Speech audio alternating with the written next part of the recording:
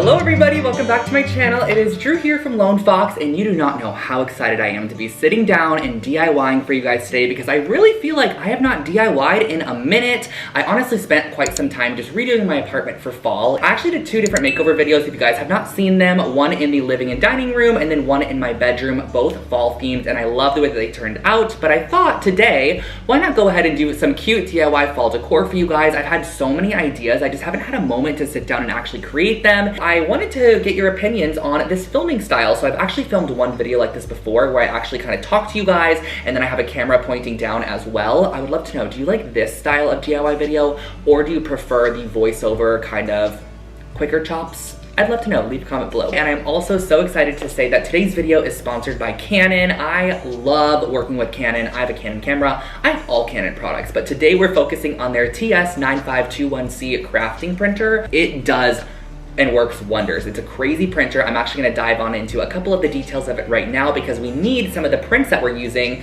in a couple of seconds for our first project. So let me share with you guys the printer. This pretty printer you see on the shelf here is the Canon TS9521C crafting printer. And the thing I love about this printer is how versatile it truly is. You can use it for any crafting project, whether it be 12x12 borderless printing, art prints, really any craft related project, but you can also use this for everyday prints as well, such as photos, school projects, documents, invitations, and much more. Here you can see I'm flipping through some of the built-in printable patterns, and I love these because you could print 12x12 borderless, which would have been a game changer during my scrapbook days. Here's some ancient footage I pulled from the vault for you guys. I loved scrapbooking so much, and this printer would have been such a game changer. And I've recently been using it also as well to print out patterns for phone cases, as you guys saw in a last video. I've made gift card holders and also greeting cards as well. We also cannot forget about the 5-color individual ink system this printer has, the versatile printing, copying, and scanning. You can do so much with this printer. It has a super simple interface as well with a touch screen on the front just to make selections very easy, and memory card support so you could print right off of your memory card. I wanted to go ahead and swap out some of the artwork in my apartment, and I figured why not print out my own? It is so much cheaper than going to like a print shop or something, so I ended up printing out a couple of artwork pieces on this printer. And this was the first time I've printed photos or artwork, and wow, did this exceed my expectations, you guys. The quality of these prints is unmatched. Like this black one here that is so dark, I really thought it was going to be like a low quality, not as pigmented as the actual image was, but these were all super pigmented. They had no streaks, no lines, and the overall print quality was just, it was really, really nice for an art print. A lot of you might have seen that these vintage style frames around my apartment, and a lot of them have been empty, just hanging on the wall, but I ended up adding artwork to them, and wow, the frame enhances the art and the art enhances the frame. I love the way that these prints turned out. And if printing these art prints out did not entice you enough, then click the link in my description box below to find out more information on the Canon Pixma TS9521C crafting printer. It is truly a game changer. So as you guys saw, I printed some incredible artwork on that printer. The printing quality is insane. Like this looks like it was fully printed at a print shop. I also printed this one, and I get questions all the time about where I get these frames, and most times you have to find these frames at like a Goodwill or a thrift store, but I thought for our first project we can go ahead and kind of recreate one of these frames, do a DIY version, so let's dive on in. For the base of our frame, I'm gonna be using an 8x10 frame here. This is from Target. I've had it for a long time. I've done nothing with it. I think I bought it for a makeover a while back, and I didn't end up using it, so I thought, why not use it? It's a perfect size, and I feel like I'm a chef right now, you guys, because you know how like you watch cooking shows and they like cut something up and then you have to refrigerate it for an hour and bring it back? Well, you guys, I'm doing the same thing. So I already did my little resin molds because they take a while, so they're already done. Essentially, I purchased a couple of silicone molds on Amazon. I'll link the ones I got below for you guys, and then I mixed together some of this resin here. It's the one I always use, the Crafter's resin, and I went ahead, I mixed it up, and I poured it into the molds, let it cure overnight, and that is basically where we are at the moment. I'm gonna demold our little resin kind of filigree shapes, and look how cool that is. And I've done these before in clay, but I swear guys, the clay ones break really easily, so I suggest using resin. These are pieces, and I know I want my frame orientation to be vertical like this. Basically, I want to also do some hot glue gun dots like on the inside of the frame and maybe on the outside as well to kind of create this border around here. I kind of like this layout that I have going on here. Now, I know it looks really strange as is, but once we paint the full thing gold, give it some antiquing, it should give us a similar look to one of those other frames, if not even cooler, to be honest.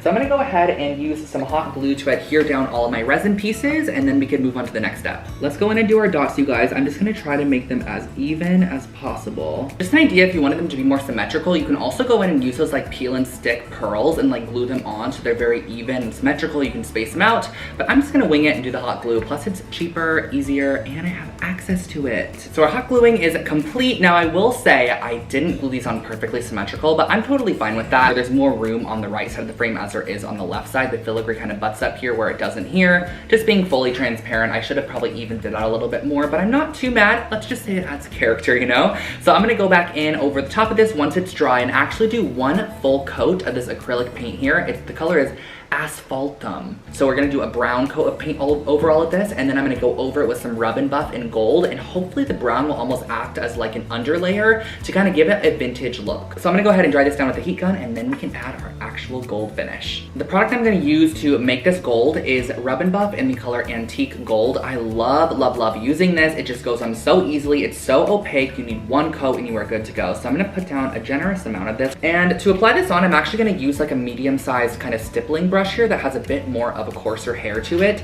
just because I want to be able to kind of stipple it into a lot of the grooves and also just be able to kind of add the gold where I want and still let some of that brown kind of show through to give it an aged look. So as you guys can see in this corner here, the brown that we added on first really just shows through a lot of the cracks and crevices, which is why I'm using a coarser brush so I don't get the gold everywhere. I really want to kind of brush it on top and just let it go where it falls, but then let the brown or the darker brown color sit below so it kind of gives that antique aged effect. Picking up a bit more of the product there, and we're just gonna go over the top, just kind of stippling and brushing it on as it needs to be. When I'm telling you guys this frame took me about 10 minutes from start to finish to create, I am not kidding, and look how cool that looks. And then I went ahead and printed a new art piece. Look how insane this art piece printed on that Canon printer. It is crazy, you guys. This looks like a legit piece of art. Quality is just crazy. I cannot believe it looks like that. But we're gonna go ahead and pop it in our frame. And I never use glass when I do like the more painted looking pieces. I just think it gives it a more organic look. Oh my gosh, how perfect is this for fall? Are you kidding me? I love the way this frame turned out. It actually turned out better than I thought.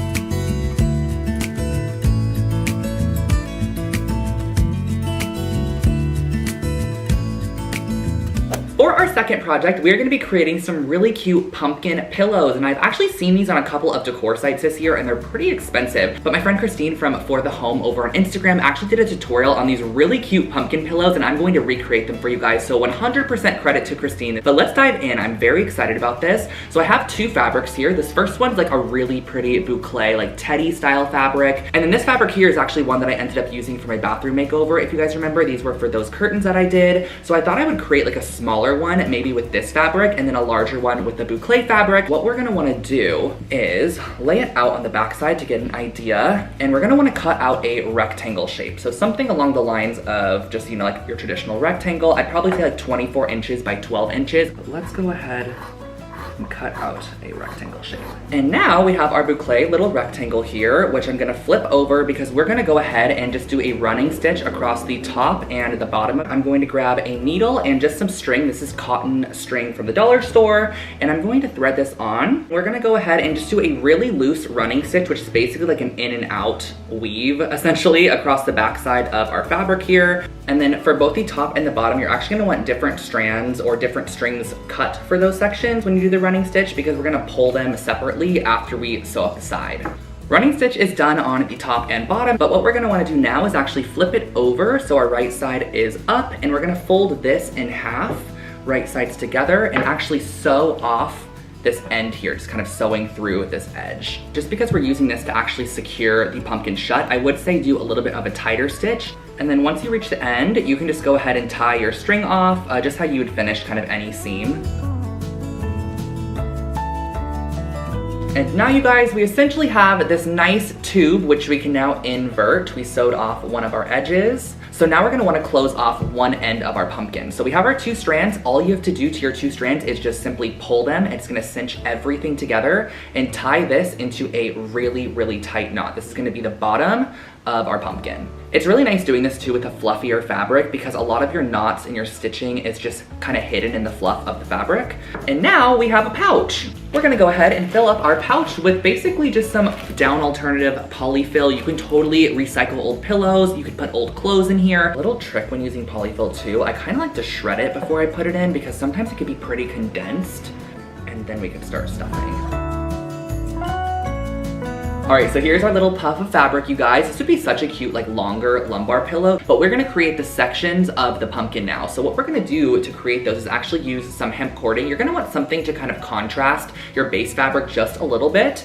And I'm going to slip this through a yarn needle here, just so much easier to work with. And so I'm gonna just put my needle right through the center of our pumpkin and then kind of push it through the opposite side. Give yourself a good amount to work with. I'm just gonna go right back over and do the same thing. Go right back through the middle section and back up through the top. So I wanna probably add like 6 of them total. So you're just gonna wanna map out where you want your next one to be, just right by it, most likely, and just repeat the process.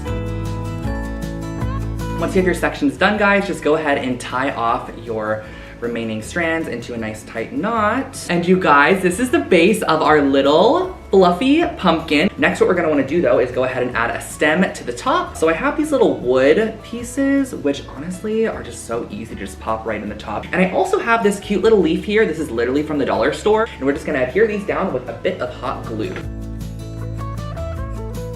Look at our little pumpkin. You can style it with your throw pillows, or you can put it on top of like a tabletop. How cute is that, you guys? Like on a coffee table or something. I actually wanna make one more though with the other fabric, a little bit of a smaller version, and I'm gonna speed through that one to share it with you guys. But I finished the second pumpkin, you guys, and this one turned out so cute. I will say that the fabric that is more stiff and not fluffy, that can kind of hide any mistakes, is definitely a bit more challenging to work with. You kind of get this more ruffled, organic look, but honestly, I think it's really a cute look. They're both really cute. Look at these little pumpkins, you guys. So that is our second project.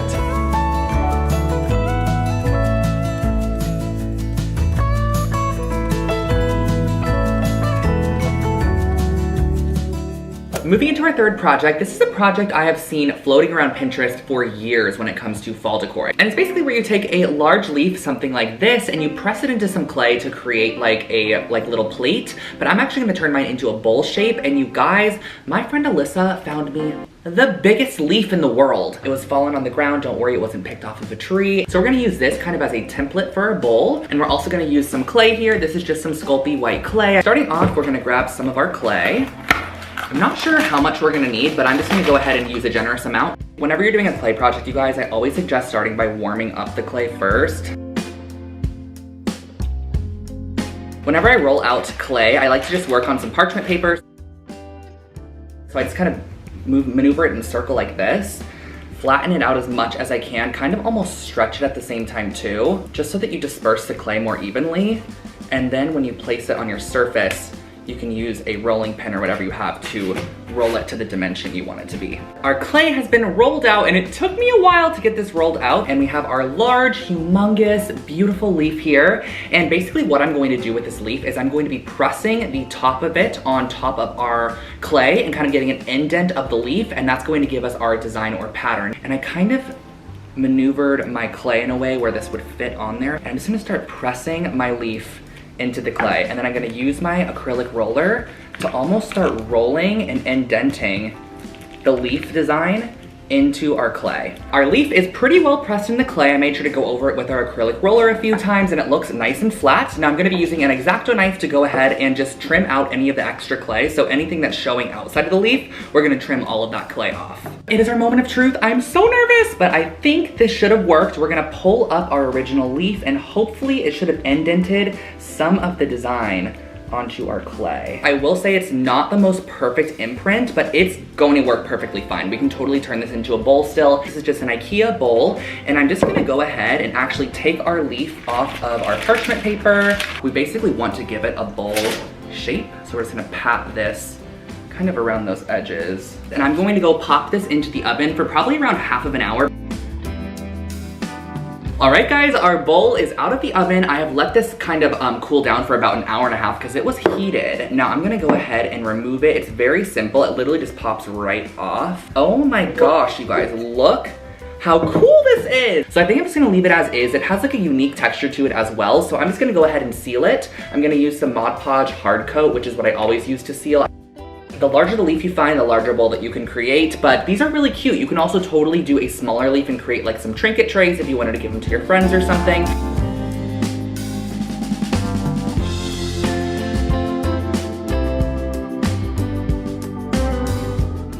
We have our final project here, which this is the one I was holding off for last because I'm a little nervous because the idea for this project is really just to combine a whole bunch of paints and mediums to create some unique fall-themed votive holders. And I'm going to go ahead and use a mixture of different mediums. So let me share them with you guys. This one here is that amber glass spray paint that I ended up using on the olive trees, if you guys remember, in my fall videos. And then I have a little bit of a gold bright coat spray paint, which is like a metallic finish. And then I have this forged hammer paint and primer in one, burnished amber finish, and I'm just gonna use these in coordination with this right here. Now this is a Metal Effects Rust Finish Kit, and I got this at the craft store. Basically it's supposed to give you a rusty finish, but I thought it would be cool to have like a rusty kind of fall themed, warm toned, distressed votive holder. So I laid down some cardboard to protect my surfaces, and I'm going to grab my two little glass pieces here. I went ahead and I opened all of the windows in my living room. I know you're not supposed to spray paint indoors. However, I'm just doing very, very light coats of this, so I don't think it's gonna be too big of an issue. So I'm gonna start off with this amber glass spray paint. I'm gonna shake that up a little bit, and I'm just gonna start kind of spraying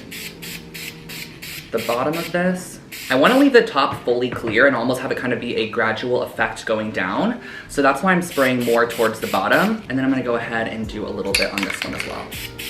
Instantly, those are so much cooler. You already have like these ombre amber glass vessels. But we're gonna take it one step further and add a little bit more. I'm gonna let this dry for a minute though. Now that our sea glass spray paint has dried, I'm gonna go in with a bit of that gold spray paint and give just a little bit of gold to this as well. I'd love a bit of shimmer kind of popping through the rust accent we're gonna add afterwards. You guys, these are so pretty already. But I wanna go in with our rust accents paint, which, where did I put that? Here it is. Okay, so it seems like first we're gonna go in and add our primer. I'm gonna go ahead and just kind of loosely apply this, honestly, to more so the bottom of our piece, and I kind of want to get like a little bit of a fade towards the top. Kind of gonna fade it into what we've already sprayed. All right guys, our primer is dry, and these, again, like look at the stage that these are already in. We're gonna go into our next step here, which is going to be actually adding our oxidizing iron paint. And we're gonna add a coat of this. It says to do 2 coats of it actually over the top, but what I'm gonna do is I'm actually going to brush it up, but I'm gonna leave a little bit of that terracotta primer color because it's actually really pretty showing. So I'm not gonna brush it all the way up to the top. And I'm gonna go in with like this stippling brush here, which is kind of like a more coarser brush. And I'm just going to kind of drag right at the top of our line. And that's just gonna fade that out a little bit more. Oh, you guys, you know what? A better method for blending this is stippling it like this. It looks way better. Ooh, I'm gonna go back and do that on our other one too. So these are dry, and this is the rust activator. We're just gonna go ahead and spray a coat of this. I'm gonna let that sit. Nothing is happening yet. It does say as activated surface dries, it takes about 30 to 40 minutes, a real rust finish will appear. So I'm gonna add a second coat in 5 minutes, and then I'm gonna share it with you guys what it looks like in about 45 minutes. It's been about an hour and a half, you guys, and our hurricanes look so cool. I absolutely love this finish on them. How unique is that finish? Totally obsessed with it, but I'm just gonna do one more tiny step to this piece, which is going to be adding just a tiny bit of this burnished amber spray paint to the bottom. I'm just gonna kind of slightly spritz the bottom of it to give it a little bit more of an ombre, like a gradation. This is just gonna give a really cool texture to the bottom because it actually looks like hammered metal. Those are our finished kind of fall themed, just rustic hurricanes. These are perfect for any pillar candle, votive candle, whatever you want, and they're great on top of a mantle. You can use a couple of these on a dining table for Thanksgiving. These are really cool, and I love the way that they turned out.